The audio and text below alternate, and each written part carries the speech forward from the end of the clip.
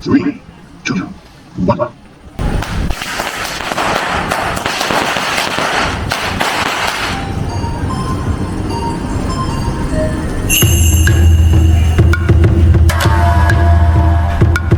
Good morning from Malacca. I've just one morning to cover Malacca Old Town before I have to leave this place to my next destination. Remember my one city, one night theme? This is very much in line with my one city, one night theme. As one of the Malaysia prime UNESCO sites and the headquarters of the Peranakan people, there are many places and things to explore the Peranakan culture and food while one is in Malacca. There are the Peranakan museums, colonial museums, museums of other things in the old city of Malacca. There are also many beautiful cafes housed in the colonial houses within the old city itself. I would say one needs probably 2 days to effectively cover Malacca Old Town.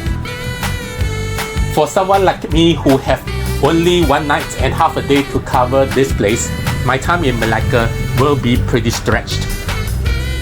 So I will need to focus and will limit my excursion to Jonker Street Walk and Malacca River Walk in the interest of my limited time. As the Chinatown of Malacca, Jonker Street is the central hub of Malacca that's home to well-preserved landmarks, beautiful restored houses, museums, cozy cafes, and quaint shops. Remember the very colorful Chinese temple that I come across last night? During the day when the temple is open, how can I not miss the opportunity to go in there? The interior of the temple is not as elaborate as the frontage. As a matter of fact, it has very simple 4 walls corridor leading to the outer area. That said, it has a very elaborate wooden roof beam which I like a lot. And when you are here, just lift up your head and look at the rooftop and marvel at the architectural wonder. I have covered Jonker Street up and down the night before. That gave me an opportunity to look at some of the Chinese New Year decoration during daytime. This year's theme is the fishes and the red lanterns hanging above the street. At the end of the Jonker Street, there's this big dragon decorations. I wonder if these lanterns will be kept beyond Chinese New Year. I have a feeling that it would, but let me know in the comment section if you still see the fish lanterns and the dragon decoration now.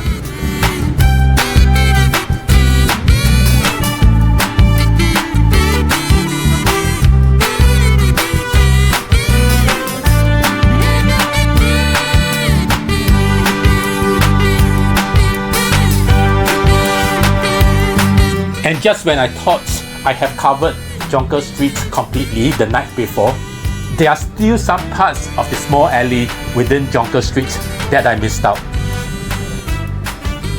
I walked into a small lane leading to a wall mirror on both sides of the alley. Such accidental find, I like it so much.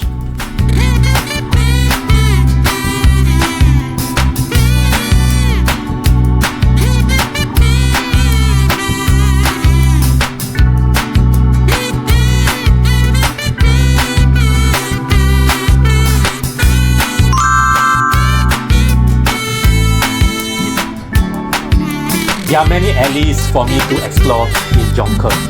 I walked into this colorful mirror alley and guess what? It opens up to the Malacca River. The Malacca River, which runs through the city and is the reason why Malacca has given the title of Venice of the East back in the olden days. The Malacca River played an important role in Malacca's rich history, welcoming traders from all over the world back in the 1500s. And today, it is lined with many little shops, houses, cafes, restaurants, and buildings splashed with striking graffiti and street art. Hop on and enjoy for a different perspective of the scenic river, or simply spend some time strolling down the riverbanks.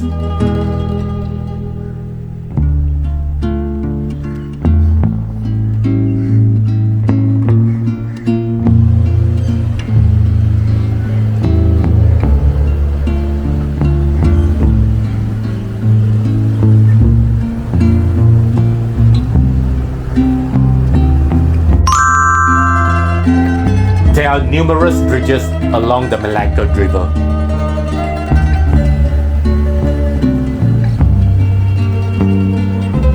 Some of these bridges are quaint and some bridges are functional. But one thing for sure, they offer a view of the boats that ply up and down the river. There are just too many names to the bridges, and I didn't bother myself in getting acquainted with all these names of the bridges. After all, I would like my holiday to be a stress-free one, and knowing these names does not make me any smarter.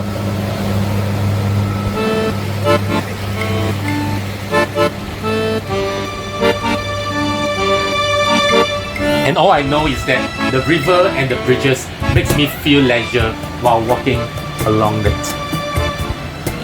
Walking along the river allows me to see some of the very fanciful restaurants and cafes along the river.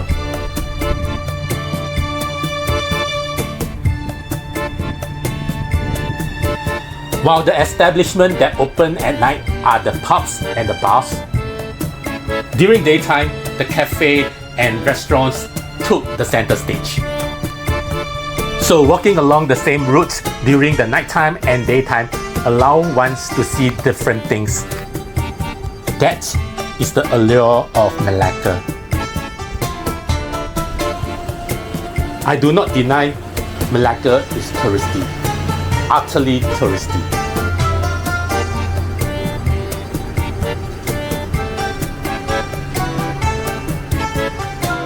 After all, this place is one of few Malaysia's most famous places known internationally.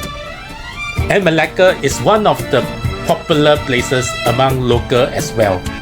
The old town charm of this place is a magnet attracting people into this place.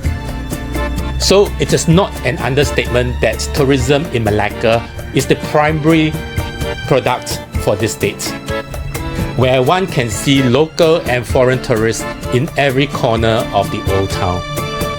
For people who has a quiet side in them, like myself, I prefer to go back to a more rustic side of things that is more polished. So it is time for me to venture out the tourist area.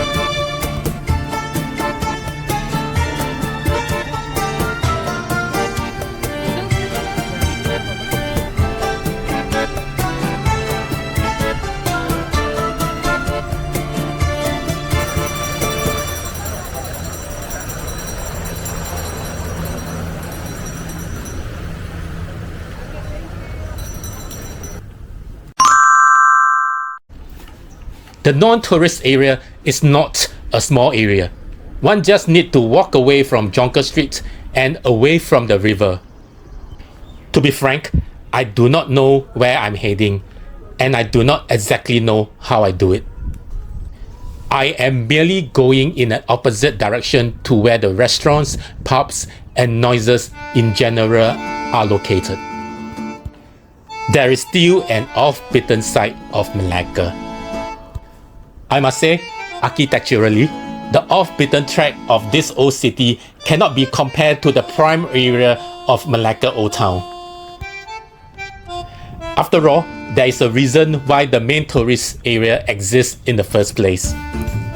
As I do not know where exactly the location area, so I address this place as off-beaten track of Malacca.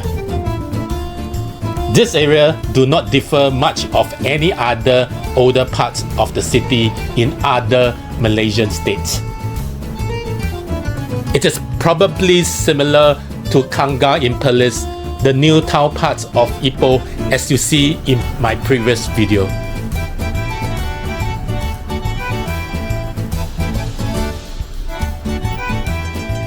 And just like these similar places, you can see the living area of Malacca. These are the things that one would not be able to see in the vicinity of Jonker Street or the Dutch Square. It is a place where some of the old crafts still operate out of the shop houses. There are even some lucky finds like the dim sum restaurant operating out from there, which I vlogged earlier. If you want to see what Malacca looks like before the onslaught of tourism sets in, try walking along the 5-foot way in here.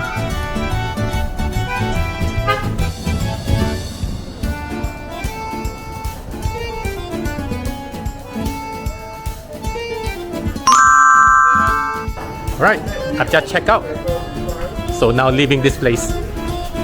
I am leaving Malacca. There are still quite a lot of things unaccomplished for me. There are also some quirky places I wanted to go, but I wasn't able to achieve this. There are lots of good food that I wanted to eat, but unable to do so in this trip. The good thing is that Malacca is just an easy 3 hours of bus ride away from Singapore. It is super convenient if I feel like coming over to Malacca for a long weekend. As such, I will not miss Malacca too much. I tried walking to the bus stop trying to catch a local bus back to Melaka Sentral. But I gave up after waiting in vain for about 25 minutes. Maybe there is no such bus as published online, or maybe I just missed an earlier one later and I have to wait for another hour, or even maybe it is not the right bus stop. There are just too many maybes. I hail an online Grab car, which brings me to Melaka Sentral comfortably, quickly, and of course most costly.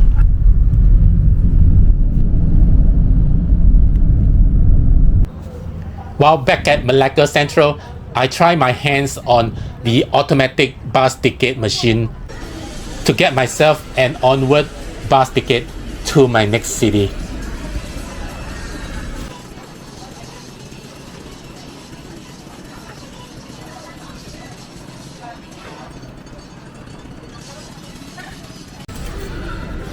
The automatic bus ticket machine is very easy to operate. I choose my next destination, Muar, and it even gives me a choice to choose my own bus seat. I just got my tickets. The bus is scheduled to leave here at 5:15, so I still have 3 more hours to go. So what I intend to do is to crash into a shopping mall, which is right opposite the road in front of me, over there. The only complaint is that there is a layover of 3 hours between now until the time my bus departs. 3 hours later.